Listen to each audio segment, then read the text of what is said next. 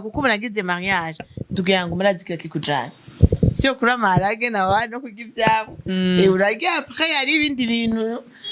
vyimbanze utegerezwa rero ico gikorwa kirinze gihagarara isabire divorce je ko ndavyumva ukwezi hano udashaka gusiporta 3 jours kuko ubu umuzi kwameze uko ni wako kandi mu buzima bwa mariage wemera ibintu vyose ngo ni mu mahigo no mu magogo kandi muri mariage ikintu nabonye nk'ubico wowe ukunda cyane nico niho nayanka cyane kubera iki habemwo cakigeragezo musukumane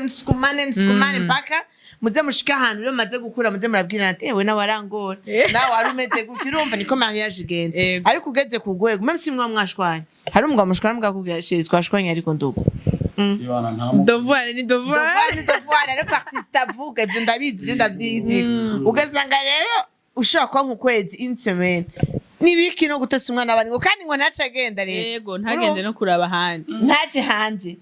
umva ntabikore mu rugo kandi no hanze nibiboneke turi sigato ndagize uko